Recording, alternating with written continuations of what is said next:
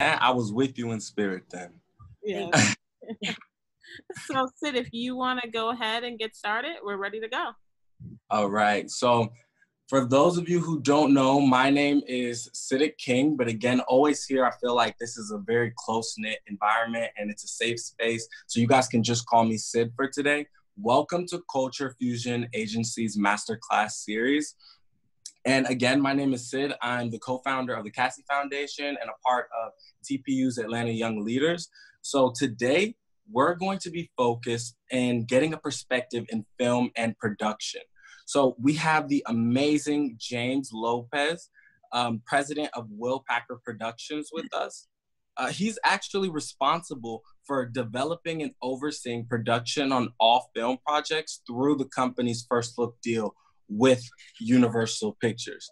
So he works with Hollywood's biggest and brightest stars like Issa Rae, Regina Hall, Taraji P. Henson, and Gabrielle Union. He is responsible for mega hits and some of my favorite movies as well. I'm not gonna lie. Think Like a Man, Girls Trip, and his movies have grossed over $300 million in the box office. Mr. Lopez has a Bachelor of Science in Business Administration, and for those of you who are wondering, yes, he has a Grammy and many more accolades to go along with that. But how could we continue the night without our phenomenal moderator, Jamila Mustafa? She is an award-winning host, actress, speaker, and one of the most prominent voices shaping the millennial generation. She's hosted a variety of shows on iHeartRadio, ESPN, BT, and more. She's been featured as Forbes Mastermind and is currently an engaged HBCU activist. Jamila served as the host, brand ambassador, and creative director for the largest celebration of women in music, the Ladybug Festival. So, I mean, we have greatness among us today. So I'm grateful to be the student co-host. And Jamila, I'm going to go ahead and hand it to you. Woo! Shout out to Sid. I see you guys in the comments. You better show your boys some love. It is not easy to read a full bio. I'm being honest, because it's like, you don't know what it's long. You don't know what to include. You want to give the energy. Then you're trying to scan the paper. You're trying to deliver the line. So first of all, Sid, thank you very much, my brother. I really appreciate that. I want you guys to fully understand. And if you follow me on social media at jmedia_, I wasn't exaggerating when I said that you need to get out your pen and your pad, and I have folders here. I got everything, because James Lopez, outside of the accolades, before we get into the conversation, I want you to understand this, gentleman, outside of the accolades currently and his involvement as the president and head of motion pictures at Will Packer Production, he's been listed as Ebony's Power 100 list. Prior to that, this man served as Screen Gems, a division of Sony Pictures. He was the vice president of some of the most powerful films outside of that. Before that, musically, he was at Atlantic Records helping to launch some of the most pivotal artists of our time, like T.I., I Like My Beat, Down Low, Down Low, all of those songs. And so this is a man with a laundry list of accomplishments, and he understands the combination of culture, music, film, entertainment, and social activity. And so I'm really excited to just talk to you. So I have to start it off, James. First of all, how have you been doing in quarantine? Like, first of all, I want to say thank you. Thank you for having me, number one. Number two, I'm excited to be talking to all the students on this Zoom. Hopefully, you'll take away little nuggets, inspiration, and things that will move you ahead forward in life. I did want to correct a couple of things that Sid. My films have actually grossed over $850 million. $850 million. And I did not win a Grammy. I was nominated, but I did not win. Nominated. I don't want nobody calling me out. No, I appreciate being on this. I look forward to any time I get an opportunity to speak to students and people that are going to hit the workplace, the job market soon, and kind of just, impart some wisdom and some nuggets of some of the things that I went through, obviously a long time ago when I got out of school, more than 30 years ago. So a lot of things have changed, but a lot remains the same in terms of personal relationships, in terms of how you present yourself and how you pursue your dreams. So I'm here to talk to that and to answer questions and to be as insightful as I can. Now, Mr. Lopez, I do want to get into James. Okay, I want to give you the respect first, and then allow you to tell me call you James. Right. I only say Jimmy. We ain't that close. I'll stick with James. So James, what's really going to be instrumental for these students, outside of how awesome and all the big talent and celebrities that you work with, like you said, is that pivotal point of building relationships and that key transition from, okay, I want to be an actress, I want to be a director, I want to be a producer. What is really a producer? Are they more creative? I've heard that producers fund projects, and especially for melanated individuals who are multi-talented, and Hollywood kind of tells them, you have to pick one. Are you a talent? Are you a director? Or are you a producer? And they say, I want to do all three. Can you just describe to me, for a student, right, who's engaging and about to pursue their adult career, what is the mindset and how should they prepare themselves for Hollywood in 2020? Well, first of all, it is a great time for your generation. Content is everywhere. The need for it, the way we consume it, the way we experience it, it is everywhere. And it's most of the time, it's a lot of user-generated content. Your generation has taken these phones and these, Canon DXs and all these devices that are able to film and shoot beautifully and edit, and taken that and put it in your hands. And you guys have done an amazing job with creativity. So unlike generations of the past, this generation has very little barrier in terms of putting their content out to the world. They're not only the devices, but their social media platforms to allow your work to be seen. So the one thing I have to say, that if you hear anything else, if anything else resonates, if nothing else resonates, I should say, this is the most important thing I'm going to say today. Do not let gatekeepers, meaning media companies, studios, producers like myself, people who make decisions on what the world will see, stop you from creating. If you have creativity in your heart, if you have an idea, write it, find people to act in it, shoot it, and put it out for the world to see. And the consumer will tell you if it's good or not. You'll know real quickly. Yeah, sure. So if you have the desire to be a creative, there's nothing stopping you from picking up your laptop and typing a script. All right, now this is a masterclass. So let's talk next steps. Okay, so James, me and my crew, our final year at FAMU, just like Will Packer, who produced Chocolate City during those times.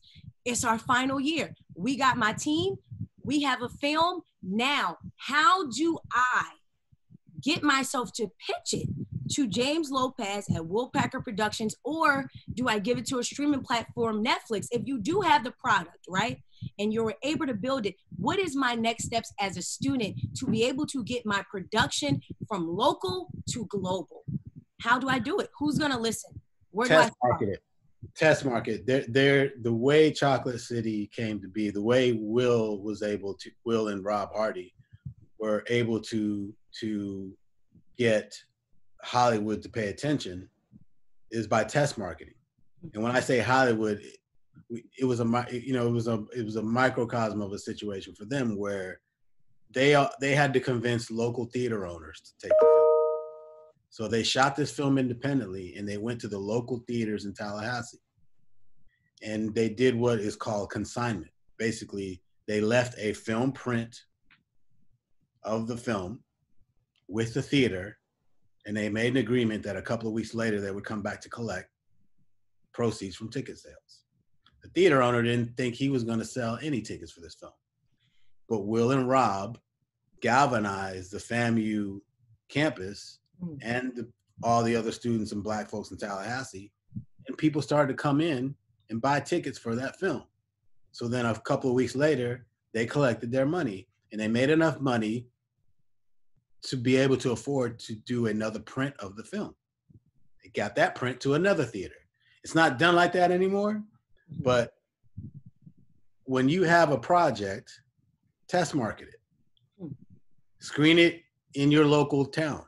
See what the response is. Put up a link on YouTube that's private and get and allow for 100 people to watch it and give you honest feedback on whether they find it entertaining. Make sure that you are very well prepared in test marketing it before you step to someone like me or Netflix or whomever. There are also other ways.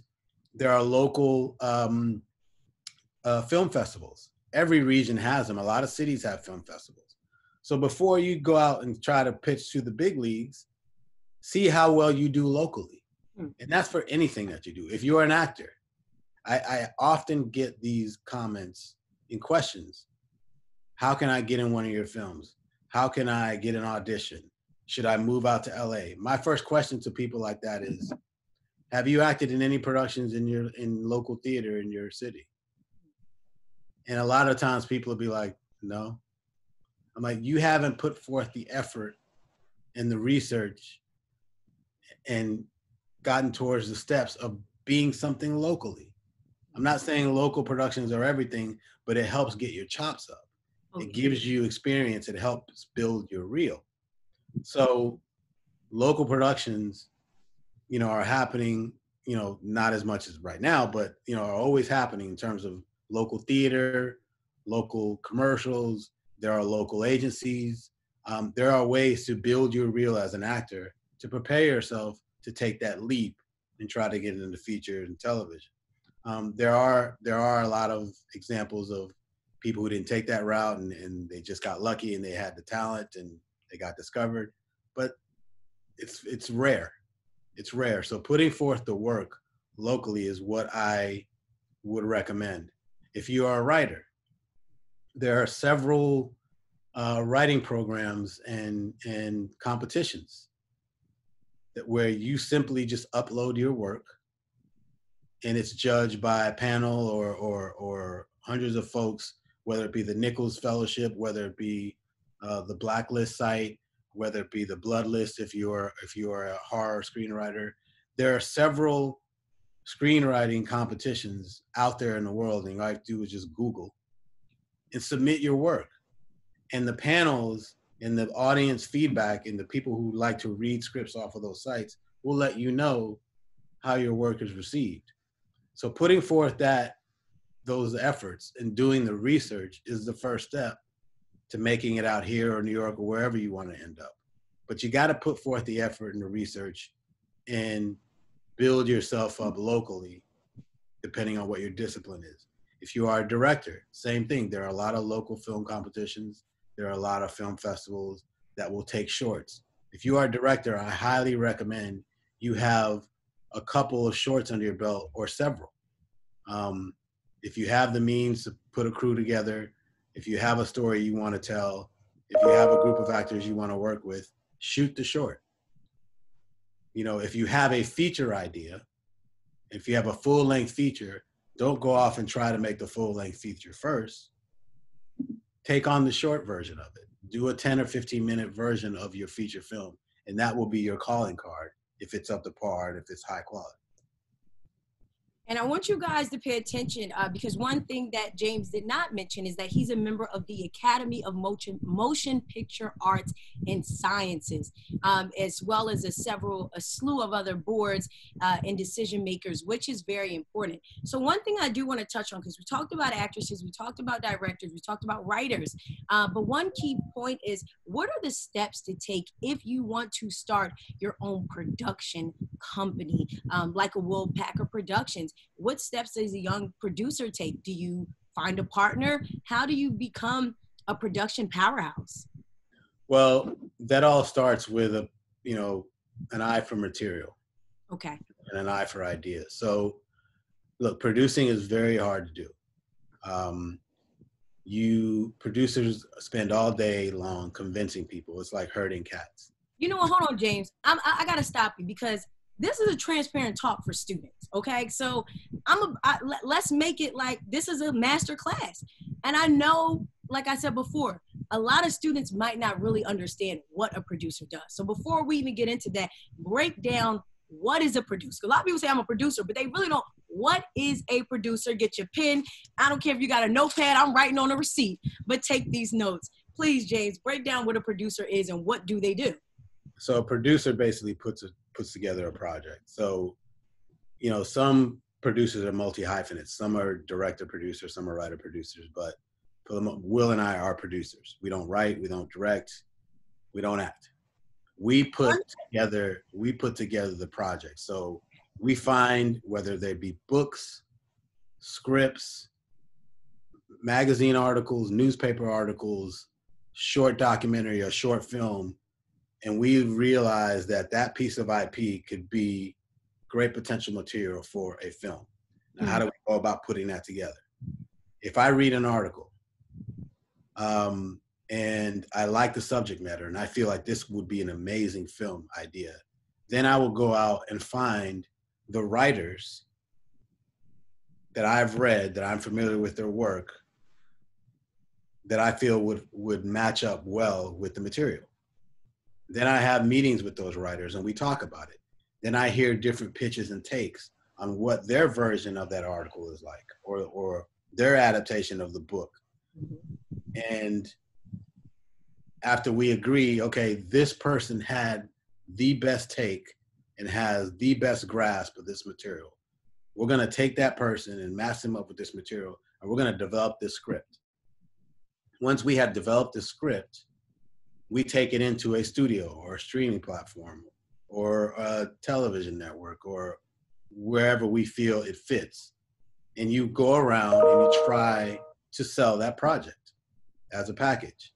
So us as producers, we're bringing this writer and here's the material, and we want you studio or you network or you streaming platform to bet on us that we can make this project. And then it sells. Now we're in a development phase. At that point, the studio or a streamer or a network is going to have notes on what you developed. It's part of the process. So you work together with the studio executive to get the script as good as you possibly can get it. And then you have to go put together the film with an actor and directors. So you go to directors and do the whole process again. You show them the script, you have meetings with directors, and they pitch you their vision. Sometimes you have one meeting.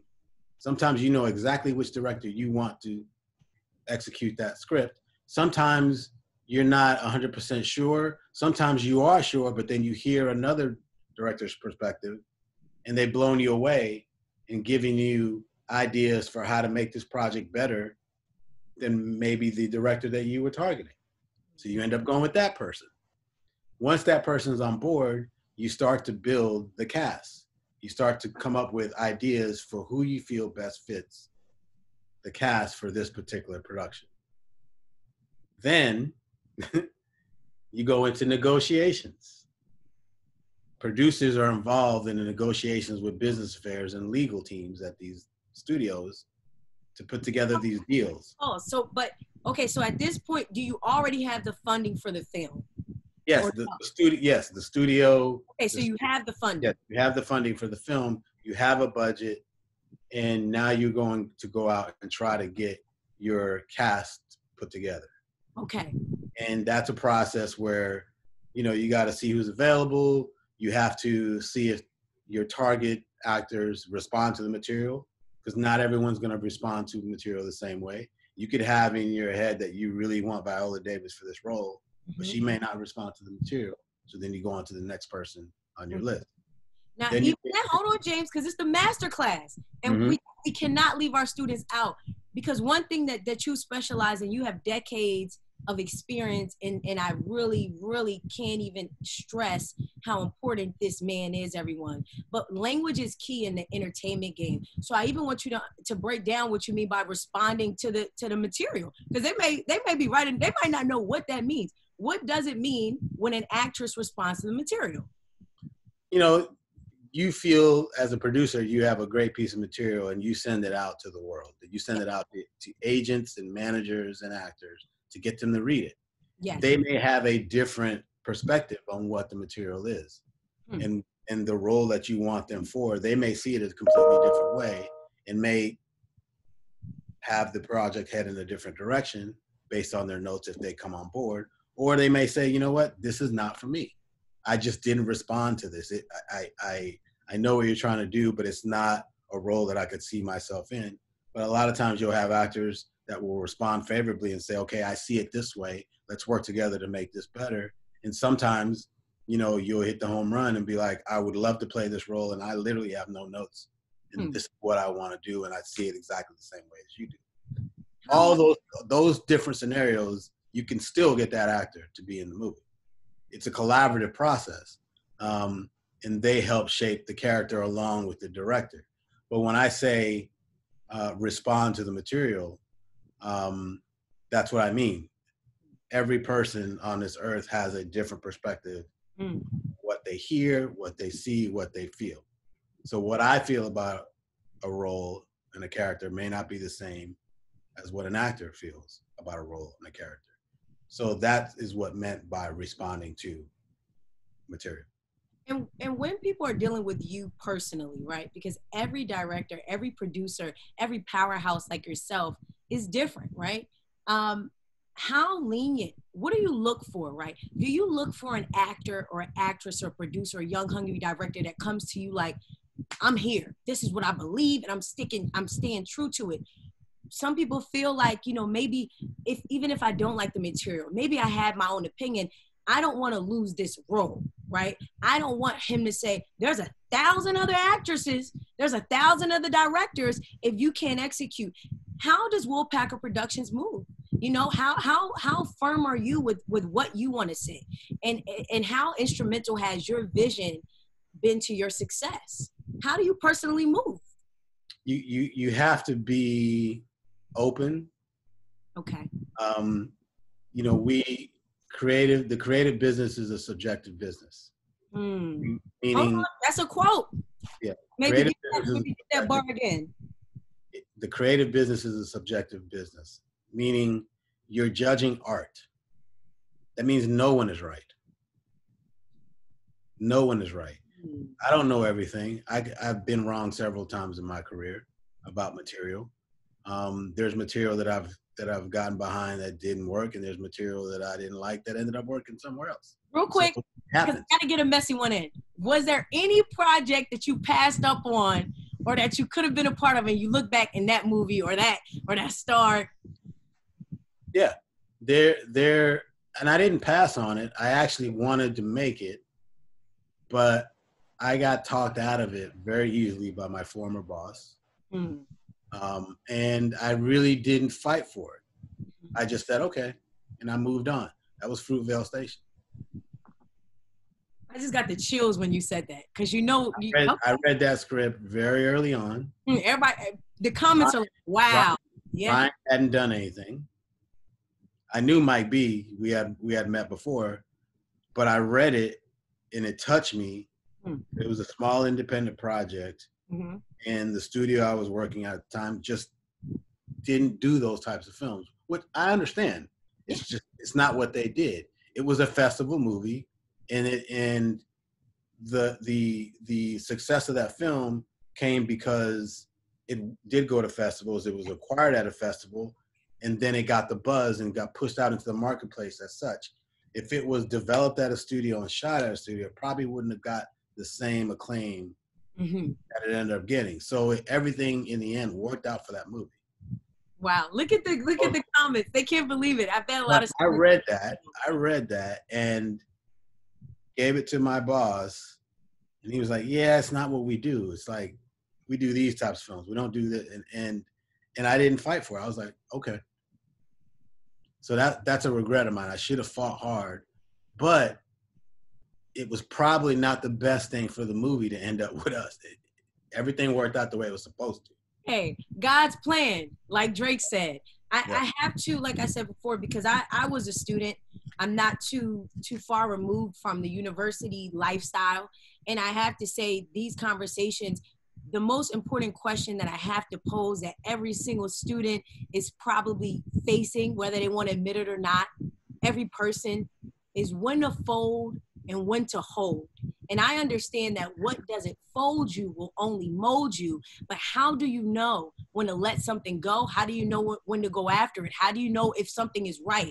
I know people say it's a gut feeling, but outside of a gut feeling, you are one of the top leading executives in Hollywood. Outside of just the feeling, what advice can you give them to know when to go after something and when to let it go? How do they pursue their dreams properly? That's a hard question to answer. Okay. Every person is built differently. Okay. Some people have more intestinal fortitude and can persevere and keep pushing no matter what, and some people don't have that within their character. Mm-hmm. So there are projects of mine that I've been working on for years, and I can't get them made, and I have to have tough conversations with myself. At this level right now? Of course, yeah. Everyone has those. Everyone has those. We have a project that I've been trying to get made for 5 years now, and every time I feel like I've taken a step forward, I take 3 steps back. Mm-hmm. And sometimes I'll have moments of doubt. I'll ask myself, maybe I'm not seeing this the way everybody else sees it. Maybe this is not as good as I think it is. Mm-hmm.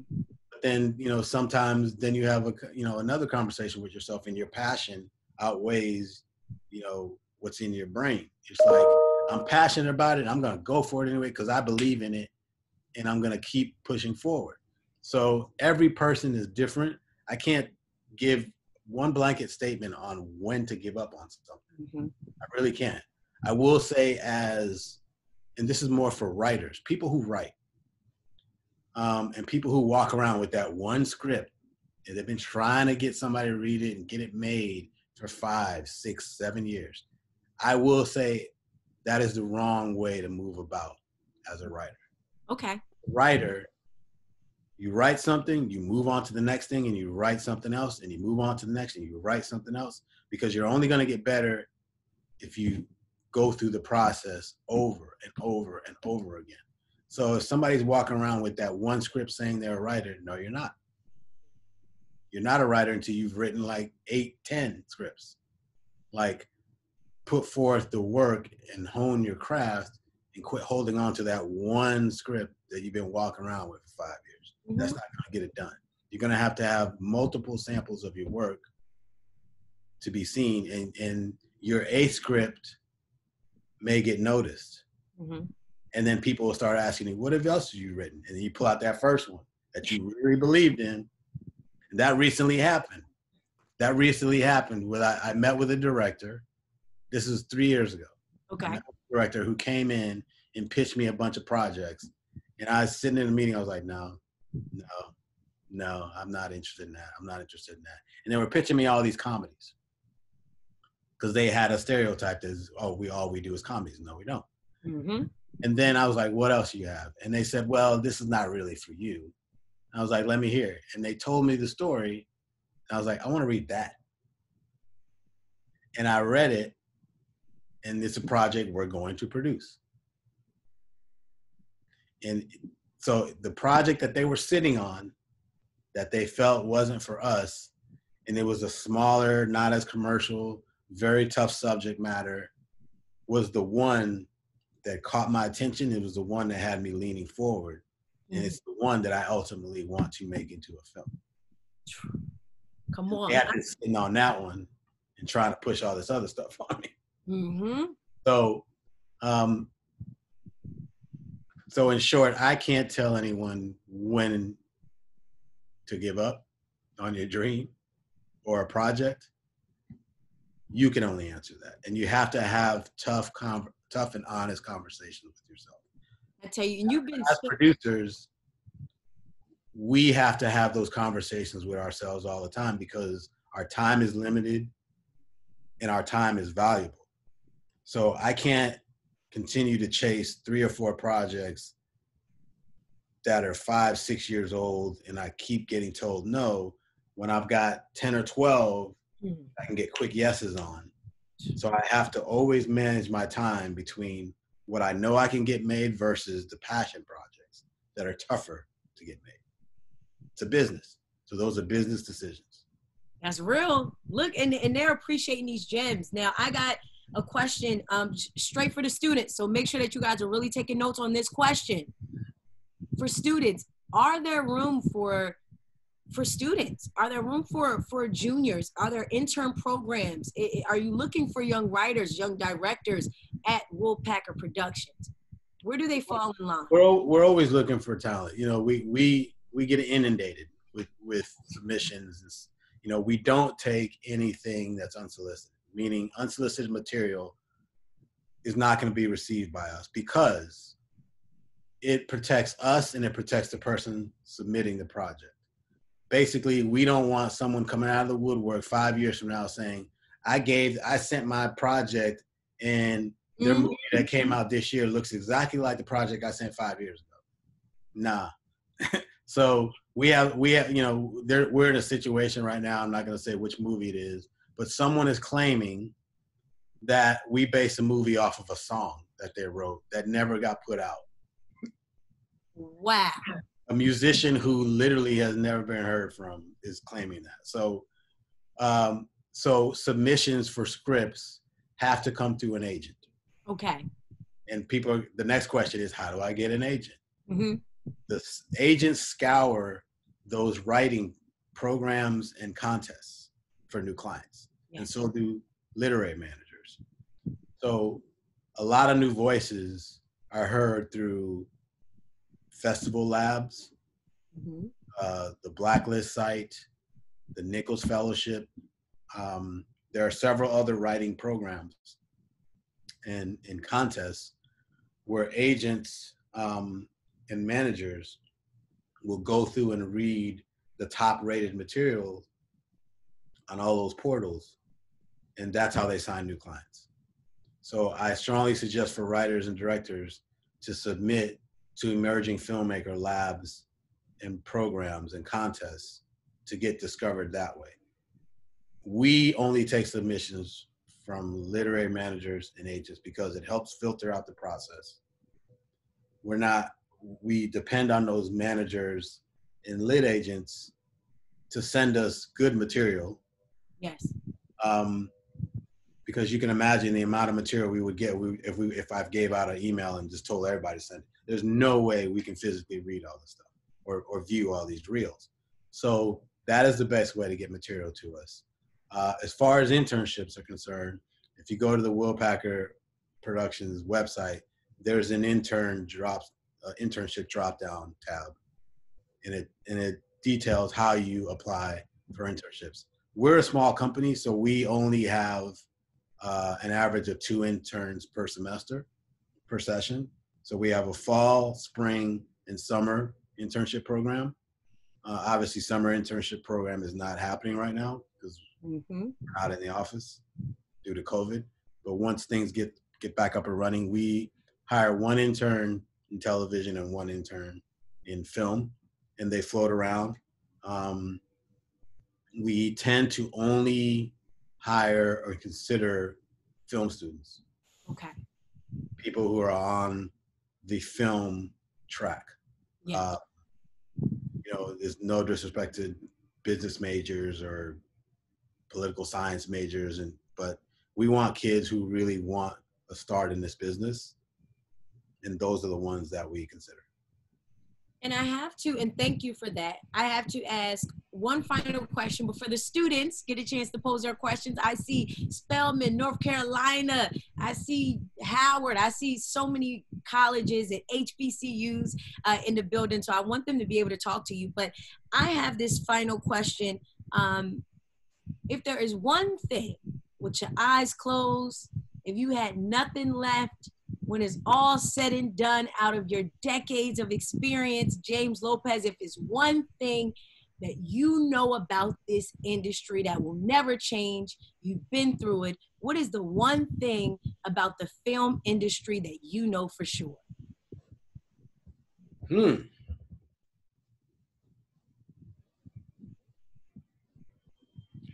people that work the hardest end up getting rewarded in the end. There are a lot of pretenders in this business, and a lot of people who have become successful in this business who maybe didn't work as hard as the next person. But if you have the talent, if you have the passion, but most of all, if you have the work ethic, you will come out ahead. The industry is starting to shake out the pretenders. People who really have the work ethic, to really put in the hours and have something to say, will win out in the end. I have to believe that because I'm one of those people. I'm one of those hard workers. Like, I wasn't the most spectacular student when I was coming out of college. I had to work very hard to get where I am. I wasn't academically gifted. I had passion. I knew what I wanted to do. I knew I wanted a life in entertainment. And I planned every step of the way. Like I would visualize what I wanted to do. And even if it took me 5-6 years to get to that point, once I got to that point, I started visualizing, well, okay, where I want to be in 5 years from now. And you work towards those goals and you stick to the plan and you'll be rewarded for it. So my career is a testament to that. From coming out of college to being in the music business, to working my way up the ladder in the music business, and then transitioning into film, being a studio executive, and then figuring out, okay, I want to be a producer next. Those were 5-year plans every step of the way. I would give myself a 5-year plan. So if you stick to that and you stay true to it, you'll accomplish it as long as you're faithful to that goal. Sometimes you're gonna make a left turn and realize, you know what, I was working towards this, but I found this now. That's okay as well. For me, it was different. For me, it was, I knew what I wanted. But my left turn was the film business. I thought I was gonna be a president or chairman of a record label until the early 2000s. And then in 2004, 2005, I decided, no, I want to be in the film and television business. That's what's next for me. And now I've reached this point I'm in and I'm successful, and I haven't identified necessarily another business that I want to be in. I think I want to do this until I retire. In fact, I know I do. I have a passion for it and I love it. Do you think you will retire? Come on. Is it anything? Is it a retirement like to this game? Like, you're going nowhere. Once I'm 65, 70, I don't know if I'll keep doing it. I want to be sitting on a beach somewhere, enjoying my life. That's it. We'll see when I get there. But I know you want to get to questions, but I also wanted to, every time I do one of these, there's always questions about reading material. Yes. What's inspired me? What have I read to help me in my path? So I've actually have some books that I want to share on various different subjects. Most of them entertainment. All of them are entertainment. Books on producing. I love reading books by moguls, people that I admire in business who have gone before me and study how they conduct themselves. So I just want to share those, if that's okay. Of course. I'll show them really quick. So waiting. This is a book called Hello, He Lied. Oh. By Linda Obst. So she's a film and television producer. This is a funny look at the Hollywood business and what people go through to get a project made. So Hello, He Lied by Linda Obst. So if you are a would-be producer, if this is what you want to do, read this book. Another book on producing is Bambi versus Godzilla by David Mamet.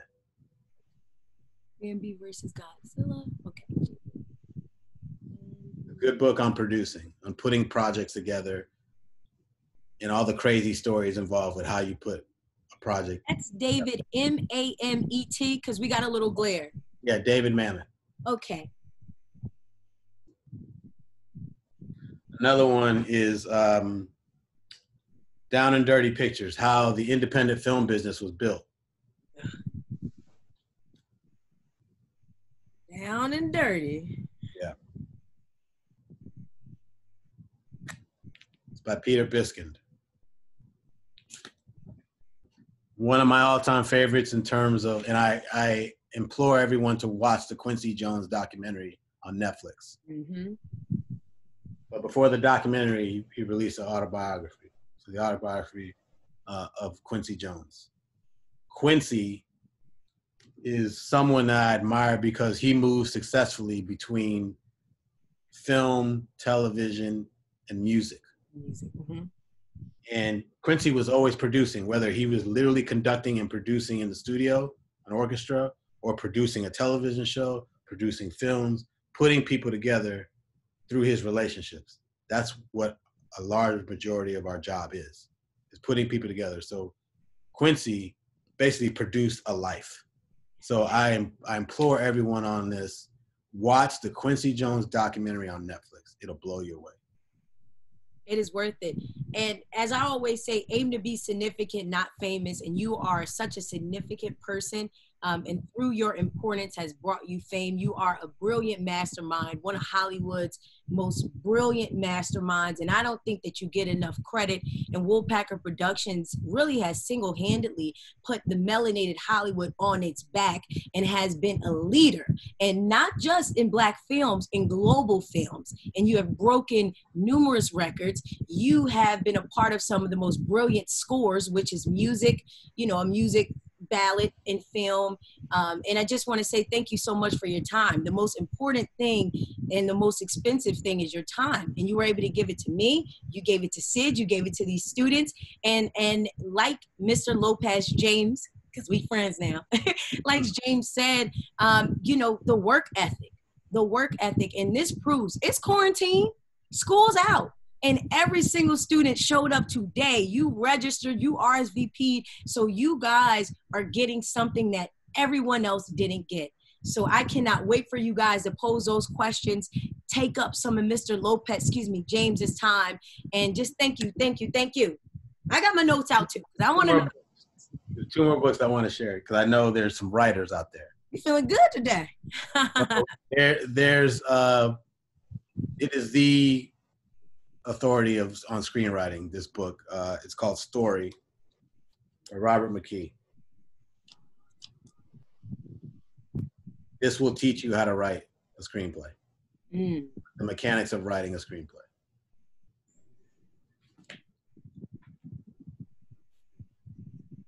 And then there's one other book for directors that I do not have because I gave it to someone. It was one of my favorite books that I read early on, before I was even in the film business. It's called Rebel Without a Crew. I forget. By Robert Rodriguez. Robert Rodriguez is a director of Sin City and Desperado and a bunch of other movies. Robert Rodriguez documented how he made his first film and put it in a book. All the mistakes he made, the craziness that he went through. He shot a movie for $7,000 that got bought by Miramax Pictures. Back in the early 90s. So it chronicles all the things that he went through to get that movie made. And it's a funny read. It's a very small book, short book. It's about, maybe 200 pages, but it's just very informative and it's inspiration for any young directors. What I want to do, because I know some students, maybe we'll do it on the back end, or I want to see, what we'll do, because I know they're asking. The first book again was Hello, He Lied, Bambi versus Godzilla, Down and Dirt. You guys gotta be writing this down. I thought y'all was. I got my little piece of paper. Write it down. And so hopefully Mr. Lopez can repeat those for you, or we can get Cultural Fusion to just give you guys a list so that can, if they say what you want for summer, you getting new sneakers, you getting the Air Ones, you getting a new shirt. No, I need to get James Lopez book list so I can prepare myself so that when you approach James and you write him, I've read this book, I've studied this book. These are my notes. I have a question about chapter 6. What are your thoughts? You come right. This is your time. This is your time. I'm still here. I can't wait to take my notes once again. James, thank you for your time, and thank you for your mind, and thank you for your grind. Sid, I'm gonna toss it to you, my brother. Thank you so much, Jamila. You are the best. But so throughout this whole program, we've had our students asking different questions, and so I'm gonna go ahead and ask you some of those directly from our Q&A box. Okay. So our first question is, what is the best way to present ourselves to directors or producers, and kind of if we're seeking assistance and to get our foot in the door with little experience? Well, it depends on like I need a little bit more specificity to the question. Is it seeking employment? Is it writing? Is it directing? Is it acting? Or is it just seeking employment? Like, well, our students are asking, well, really when they're talking more to directors and producers. So I'm guessing more, you know, with their writing and kind of. The best way to present yourself is the material. So, you know, content is king. Good material piques everyone's interest. So however you feel you have to try to get that material in front of someone, that's your calling card. So make sure that the material is as best as it possibly can be. You know, nothing turns off a producer or a director or a studio exec more than getting material that's full of grammatical errors and spelling mistakes and lack of research, lack of formatting. Really hone your craft and make sure that that thing has been proofread over and over and over so that when you submit material, it's the best it possibly can be. When I'm reading something and I'm 20 pages in and I'm seeing it's full of mistakes, I can tell that person didn't put in the time. Yeah. So it's all in the details. It's all in the details. Be very detail oriented. Absolutely. You know, no different than walking into a job interview. Yeah. You walk into a job interview, you're presentable, you're articulate, you're standing up straight, you're looking people in the eye. So imagine a paper version of a job interview where we're just looking at something that you have created. Make sure it's standing up straight. Make sure it's looking you in the eye. Make sure it's grammatically correct. Make sure it's formatted correctly, because you're being judged from that. Yeah, absolutely. Hope y'all are taking notes right now. And so another question that our students ask is, what is the best way or your philosophy to go about casting? I mean, you know, casting is there's no one way to go about casting in terms of a project. For example, sometimes you'll have a project where it's highly commercial, right?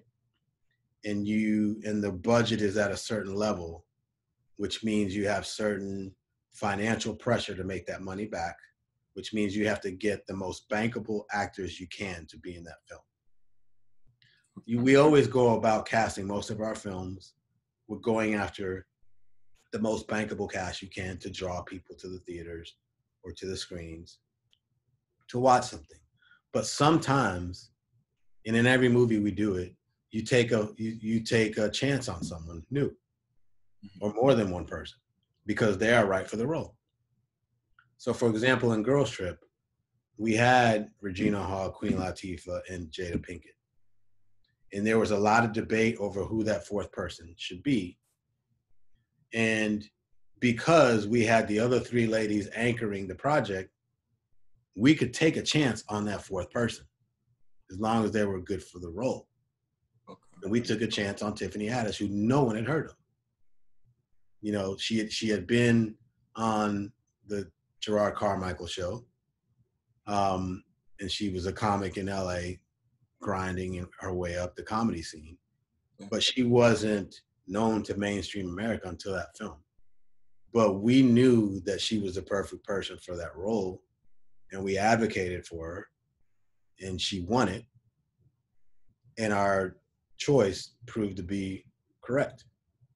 Mm-hmm. There's always roles where you feel that if you have enough people surrounding that particular character, and that movie is not on that character's back, on that actor's back, they're not going to be responsible for trying to open and market the movie. And you're able to take a chance on that person. Now, if you cast an entire movie with people you're giving chances to, there's nothing wrong with that. That's been done also. But that movie is probably going to be concept driven, meaning it doesn't matter who's in those roles. It's the concept of the movie. Okay. That people are going to come see. So I would argue the first and second Fast and Furious movies were concept-driven movies where it really didn't matter who was in those roles, really. those actors became huge, and it became a big franchise. But that movie was a concept. It was about car culture, and the movie was bigger than the actors. So that's how you cast. Is depending on the movie, depending on the budget, will determine how you cast the roles. Okay. And so you spoke on stars like Tiffany Haddish and taking a chance and bringing them into roles like that. And like I said in the beginning, you really have worked with some of the biggest and brightest stars in Hollywood, as you are one of them yourself. And so I want to know, what are some of the qualities that you notice and some of the things that make you want to take a chance on these stars or make you want to work with them? Well, for the most part, we like to keep our sets very family oriented. So when I say that is, we like to avoid drama. We want people who are going to be happy to come to work, who are going to be collaborative.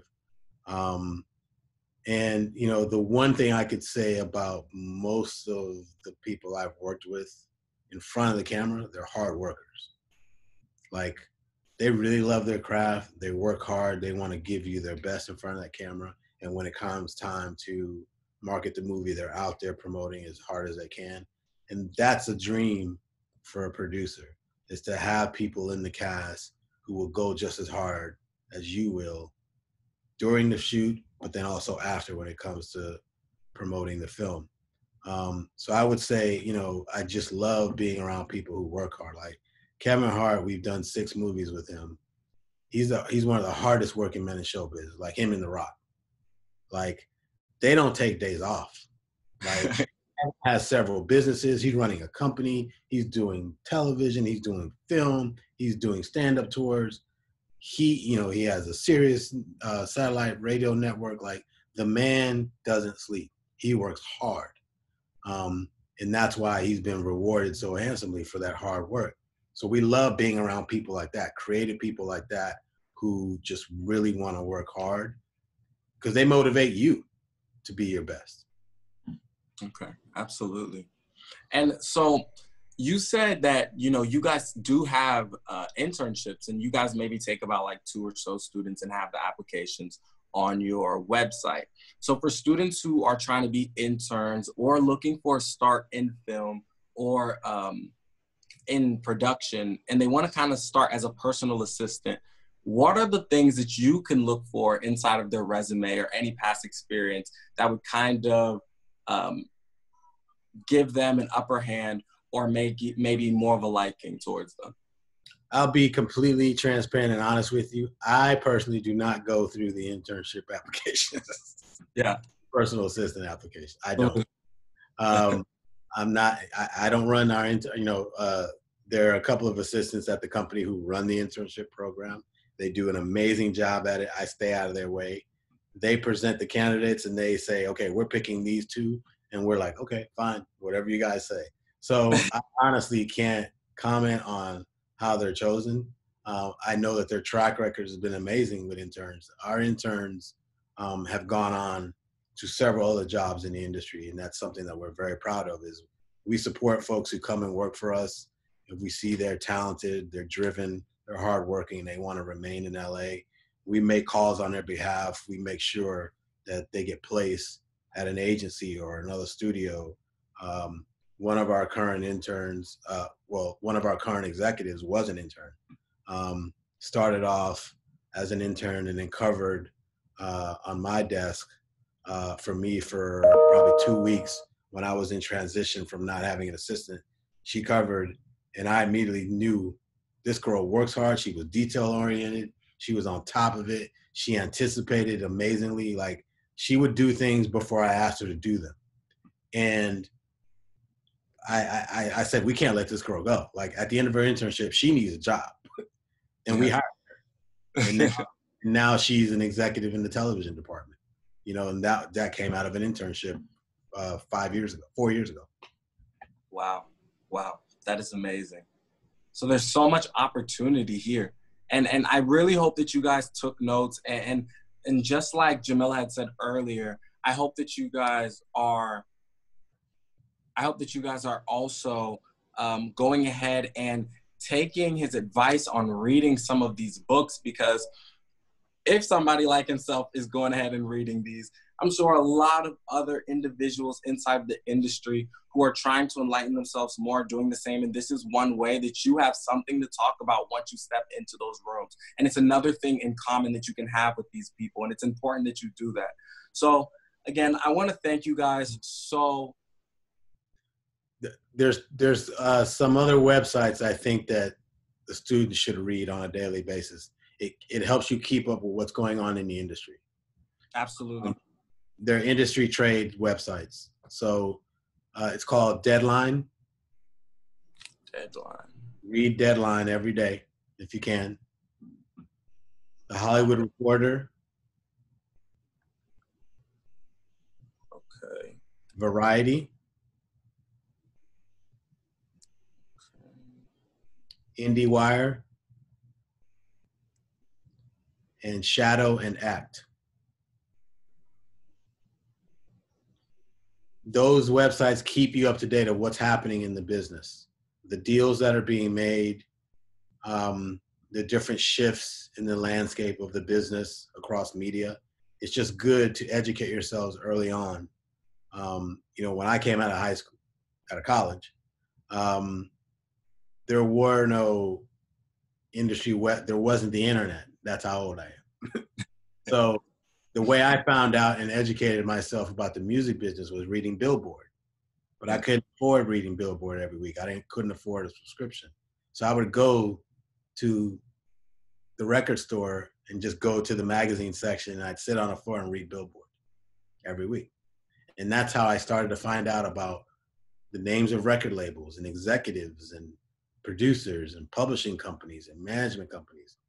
But now it's all at your fingertips. All you got to do is go to one of these websites and learn about the business. Learn about who these companies are, who these executives are, what's happening in Hollywood. It's all simple. Just do the research. It's there. It's a lot easier for you guys than it was for me. Absolutely. And you're hearing it from him like yourself. These are exact websites that you can look at and enlighten yourself, do yourself a favor and go the extra mile. Go the extra mile if you really want it, And so I want to just thank you so, so much for your time. I'm genuinely honored to be the student co-host today and to be able to ask you some of these questions on behalf of some of my peers out there. And Jamila, I also want to thank you so much. It was an honor having you on here as well as as the host. And you did an amazing job. You're definitely brought great lightness to this interview. And I want to thank Culture Fusion Masterclass Series as well for providing this opportunity to us and allowing us to still be able to connect in this time where it feels like we have to be disconnected. So thank you all so much for, bringing your time, your energy, and your gems. And I hope that you keep up with us and you can follow Culture Fusion Agency on Instagram, and see you guys next time. Thank everybody for joining. Good luck to all of you. Good luck to all of you. Thank you. Guys. Bye. Thank you.